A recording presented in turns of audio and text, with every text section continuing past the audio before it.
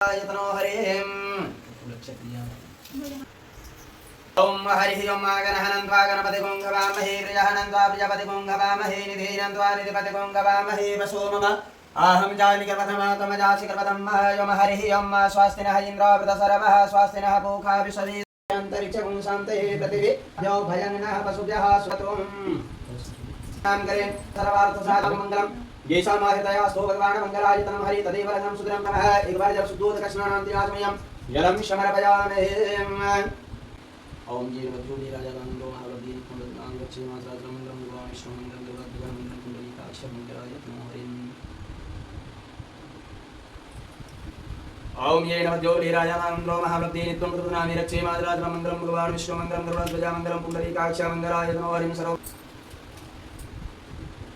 महादेवाय नमो नमः ओम श्री रुद्रदेवतां यागच्छं यादिष्टात्रदिष्टानं पूजां गृहाणामः ओम भूर्भुवस्वः श्री शिवाय नमः हर हर महादेवाय नमो नमः ओम वंदे देवं महापतिं सुरगुरुं वंदे जगत्कारणं वंदे पन्नगभूषणं मृगधरं वंदे पशूनां पतिं वंदे सूर्यशशाङ्कवाहिनीनयनं वंदे मुकुन्दाप्रियं वंदे भक्तजनाश्रयं च वरदं वंदे शिवं शङ्करम् ओम नमः शिवाय नमो नमः जलगङ्गाजलं समर्पयामि श्री शिवाय नमो नमः ओम श्री रुद्रदेवताय नमः फल ओम हरि ओम मानाभ्यायासनन्तरिक्षं शेषणयोः समवर्तता भगवान् ओम भूर्वासुमर्पयामि श्री गौर्यै नमो नमः ओम गौरीं यागच्छयादिष्टात्रदिष्टानं पूजां गृहाणामः ओम भूर्वासुमर्पयामि श्री आवाहिता श्री गौर्यै नमो नमः ओम यम्बे यम्बिके यम्बालिके नमानयति कचनः सतस्तः स्वकः स्वद्रिगङ्गां विरवासिनीमः ओम श्री सती लक्ष्मी सवज्ञा बहुरात्रिवासवेन शतानि रूपमस्मिनो यखन्न सर्वलोकं मयि खानः ओम प्रभासुमर्पयामि श्री उमा पार्वती नमो नमः जलगङ्गाजलं समर्पयामि श्री उमा पार्वती नमो नमः गङ्गे च नीचे उदामि सहस्रेण दासमुखावेन विरास्मिनं सन्निधिं कुरोम स्वसिन्धुरं समर्पयामि श्री उमा पार्वती नमो नमः सिन्धोरिवपादिनी सुगुणास्वादापं यावत्यन्ते यवागतसिदाराजर्पणवाजिकाष्टामिनोरमे देव्यन्यमानां मुक्ति समर्पयामि श्री उमा पार्वती नमो नमः अक्षतानं समर्पयामि श्री उमा पार्वती नमो नमः दुभिधांस्काण्डात् प्रोहन्ते प्रोखं प्रोखा श्रीमानं प्रवे प्रातः सहस्रेण सुधीर धर्मधर्ममुक्ति समर्पयामि श्री उमा पार्वती नमो नमः ओम पूर्वा समर्पयामि श्री उमा पार्वतीं यागच्छयादिष्टात्रदिष्टानं पूजां गृहाणामः ओम प्रते कृतां महायोगं ग्रापयामि दीपं दर्शयामि स्तोत्रजालं ऋषिकेशाय नमो नमः तो फूल लेकर के प्रणाम करें ओम नमो देवे महादेवे शिवाय सततं नमः नमः प्रकृते भद्राय नियता प्रणता सुदाम त्वं विष्णुवे नमः ओम यो समवदता वरदान मुगदसं सोत्रादता लोकाय कलवजन्नः मङ्गलं भगवान् विष्णुमङ्गलं गरुडध्वजा मङ्गलं पुण्डरीकाक्ष मङ्गलायतनो हरिं सर्वमङ्गलमाङ्गल्ये शिवसर्वार्थसाधिके शरणित्रम्बिके गौरी नारायणी नमोऽस्तुं सर्वदा सर्वकार्येषु नास्ति तेषां मङ्गलम् ईशावाहृतयो वस्तो भगवान् मङ्गलायतनं हरिम्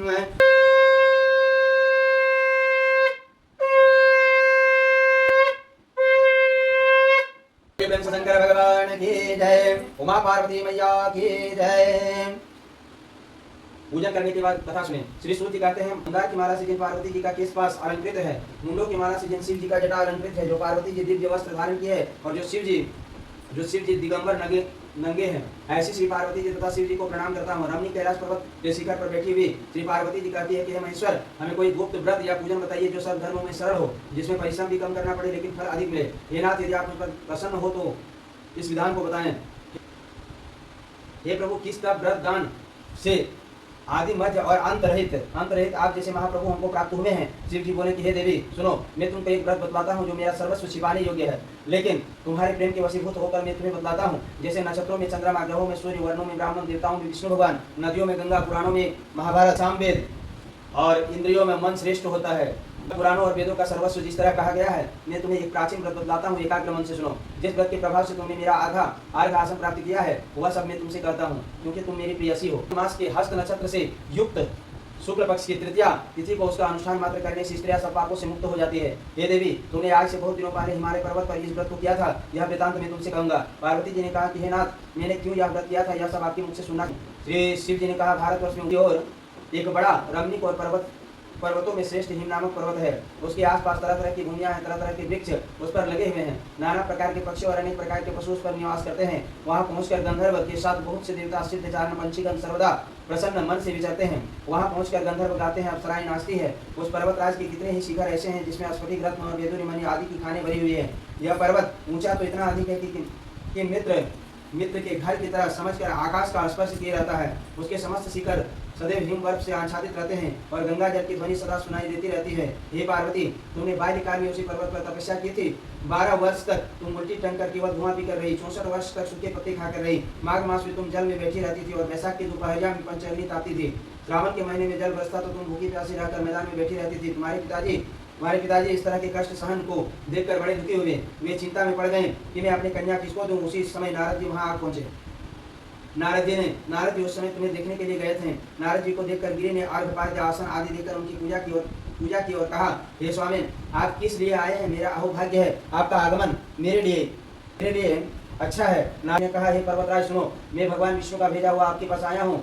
आपको चाहिए कि यह कन्या रत्न किसी योग्य वर को दें। भगवान विष्णु के समान योग्य वर ब्रह्मा और शिव इनमें से कोई नहीं है, इसलिए मैं यही कहूंगा कि आप अपनी कन्या विष्णु भगवान को देवें।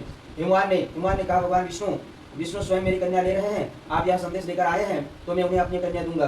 हिमवान के इतनी बात सुनकर मुनिराज नारद जी आकाश में विलीन हो गए। वे पीताम्बर शंख चक्र गदाधारी भगवान विष्णु के पास पहुंचे और वहां हाथ जोड़कर नारद जी ने भगवान विष्णु से कहा कि हे देव, सुनिए, आपका विवाह पक्का करा दिया। उधर हिमवान ने पार्वती से जाकर कहा कि हे पुत्री, मैंने तुम्हें भगवान विष्णु को दे डाला। तब पिता की बात सुनकर तुम बिना उत्तर दिए ही सखी के घर चली गई। वहां जमीन पर पड़कर तुम बड़ी दुखी होती हुई विलाप करने लगी। उसको इस तरह विलाप करते देख एक सखी ने पास आकर कहा कि देवी, तुम क्यों इतने दुखी हो? इसका कारण बताओ। तुम्हारी जो कुछ इच्छा होगी यथाशक्ति उसको पूरा करने की चेष्टा करूंगी, इसमें कोई संशय नहीं है। पार्वती जी बोली, मेरी जो कुछ अभिलाषा है उसे तुम प्रेम पूर्वक सुनो। मैं एकमात्र शिव जी को अपना पति बनाना चाहती हूँ, इसमें कुछ भी संशय नहीं है। मेरे इस विचार को पिताजी ने ठुकरा दिया, इससे मैं अपने शरीर को त्याग दूंगी। पार्वती की इस बात को सुनकर सखियों ने कहा कि शरीर का त्याग न करो, चलो ऐसे किसी वन में चलें जहाँ पिता को पता न लगे। इसी तरह तुम वैसे वन में जाकर पहुंची।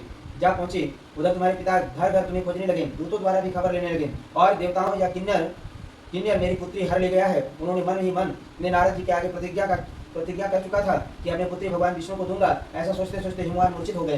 गिरिराज को मूर्छित देखकर सब लोग हाहाकार करते दौड़ पड़े। जब होश हुआ तो सब पूछने लगे कि हे गिरिराज, आप अपना मूर्छा का कारण बतलाएं।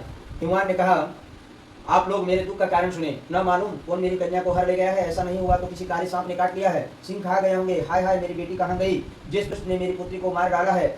वायु के झोंके के समान कांपते कांपते वृक्ष के समान कांपने लगे। इसके बाद हिमवान तुम्हें वन खोजने लगे। वह वन भी सिंह भालू हिंसक जंतुओं से बड़ा भयानक हो रहा था। तुम अपनी सखियों के साथ उस भयानक वन में चलती चलती एक ऐसे जगह जा पहुंची जहाँ एक नदी बह रही थी। उसके रमणीय तट पर एक बड़ी सी कंदरा थी। तुमने उसी कमरे में आश्रम बना लिया और मेरी एक बालुकामयी प्रतिमा बनाकर अपनी सखियों के साथ निराहार रहकर मेरी आराधना करने लगी। जब भाद्रपद मास के शुक्ल पक्ष के हस्त युक्त तृतीया तिथि प्राप्त हुई तब तुमने मेरा विधिवत पूजन किया और रात भर जागरण कर गीत बाजादी से मुझे प्रसन्न करने में बिताया।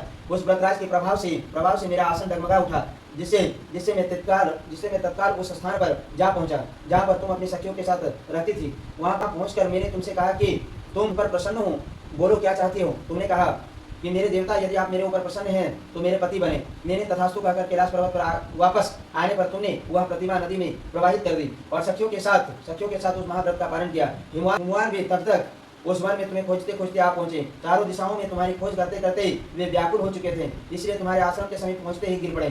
थोड़ी देर बाद उन्होंने नदी के तट पर दो कन्याएं देखी। देखते ही उन्होंने तुम्हें छाती से लगा लिया और बिलख कर रोने लगे। फिर पूछा, पुत्री, तुम सिंह व्याघ्र आदि जंतुओं से भरे इन वन में क्यों आ पहुंची? पार्वती ने उत्तर दिया कि हे पिताजी, मैंने पहले ही अपने आप को शिव जी के हाथों सौंप दिया था। आपने मेरी बात टाल दी, इससे मैं यहाँ चली आई। हिमवान ने सांत्वना दिया कि हे पुत्री, मैं तुम्हारी इच्छा के विरुद्ध कुछ न करूंगा। तुम्हें अपने साथ घर ले आए और मेरे साथ तुम्हारा विवाह कर दिए। इसी से तुमने मेरा अर्घ आसन पाया। तब से आज तक किसी के सामने मुझे यह व्रत प्रकट करने का अवसर प्राप्त नहीं हुआ। हे देवी, मैं यह बतलाता हूँ कि इस व्रत का हरितालिका नाम क्यों पड़ा। तुमको सखिया हर ले गई थी, इसी से हरितालिका नाम पड़ा। पार्वती ने कहा, हे प्रभु, आपने नाम तो बताया, अब विधि भी बताएं, इसका क्या पुण्य है, क्या फल है, व्रत कौन करे। शिव जी पार्वती जी से कहते हैं कि हे देवी, मैं स्त्री जाति की भलाई के लिए यह उत्तम व्रत बतलाया हूँ। जो स्त्री अपने सौभाग्य की रक्षा करना चाहती हो वह यत्न पूर्वक इस व्रत को करे। पहले केले के खंभे आदि से सुशोभित एक सुंदर मंडप बनावे, उसमें रंग बिरंगे रेशमी कपड़ों से चंदवा लगाकर चंदन आदि सुगंधित द्रव्यों से वह मंडप लिपवाएं। फिर शंख, भेरी, मृदंग आदि बजाते हुए बहुत से लोग एकत्रित होकर तरह तरह से मंगलाचार करते हुए उस मंडप में पार्वती जी तथा शिव जी की प्रतिमा स्थापित करें। उस रोज दिन भर उपवास कर बहुत से सुगंधित फूल, गंध और मनोहर धूप, नाना प्रकार के निवेद्य आदि का एकत्र कर मेरी पूजा करें और रात भर जागरण करें। ऊपर जो वस्तुएं गिनाई गई है उनके अतिरिक्त नारियल, सुपारी, जमीरी, नींबू, लौंग, अनार, नारंगी आदि जो फल प्राप्त हो सके उन्हें इकट्ठा कर लें। उस ऋतु में जो फल तथा फूल मिल सके विशेष रूप से रखें। इसके बाद धूप दीप आदि से पूजन कर प्रार्थना करें कि हे शिवे शिवरूपिणी, हे मंगले, सब अर्थों को देने वाली हे देवी, हे शिवरूपे, आपको मेरा नमस्कार है।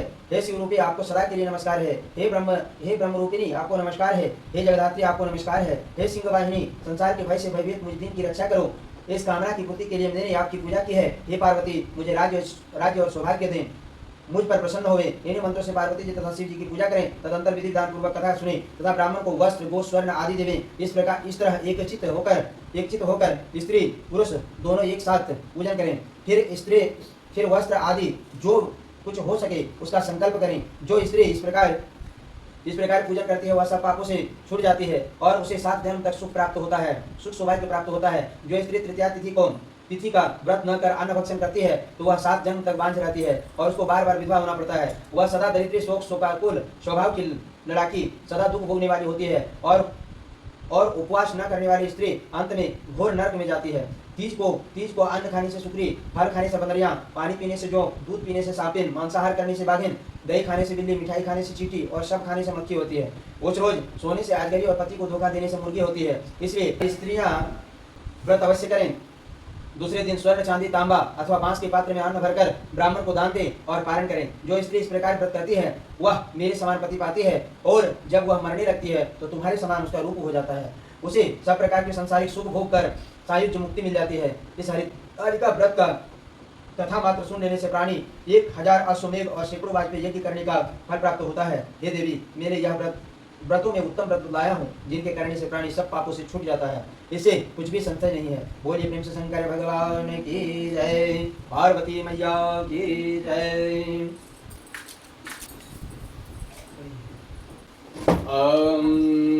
कर्पूर गौरं करुणावतारं संसार सारं भुजगेन्द्रहारं सदा वसन्तं हृदयारविन्दे भवन् भवानी सहितं नमामि। ओम जय पार्वती माता मैया, जय पार्वती माता, ब्रह्म सनातन देवी, ब्रह्म सनातन देवी, शुभ फल के दाता। ओम जय पार्वती माता, आदिकुल पद्म निवासिनी, निज सेवक त्राता, मैया निज सेवक त्राता। जगजीवन जगदम्ब, जगजीवन जगदम्ब, हरिहर गुण गाता। ओम जय पार्वती माता, सिंह जवाहन सारे लुकड़ रहे साता, मैया लुकड़ रहे साता। देव बधू जगावत, देव बधू जगावत, निरत करत दाक्षा। ओम जय पार्वती माता, सतयुग रूपी लयति सुंदर नाम सती माता, मैया नाम सती माता। हे मांचल गर जननी, हे मांचल गर जननी, सखीजन संगराता। ओम जय पार्वती माता, सोमणि सोमबलिदारे हे मांचल सासं, सहस भुजा तनु धरिके, सहस भुजा तनु धरिके, सकृष्यो हाथा। ओम जय पार्वती माता, शीश रूप तुहि जननी, शिव संग रंग राता, मैया शिव संग रंग राता। नंद देंग दिन वाही, नंद देंग दिन वाही, परयो मद माता। ओम जय पार्वती माता, देवी अरज करत हम मन चित कुलांता, मैया मन चित कुलांता। गावत दे दे ताली, गावत दे दे ताली, मन में रंग जाता। ओम जय पार्वती माता, श्री पार्वती जी की आरती जो कोई नर गाता, मैया जो कोई नर गाता, स्वर्ग सुखे निज रहता, स्वर्ग सुखे निज रहता, सुख संपत्ति पाता। ओम जय पार्वती माता। बोलिए प्रेम से शंकर भगवान की जय, पार्वती मैया की जय। हम जावाहनं जानामि जानामि शतं पूजां शतजानामि शाश्वतं परमेश्वरं। मंगलं भगवान् विष्णु मंगलं गरुडध्वज, मंगलं पुंडरीकाक्ष, मंगलायतनं हरि।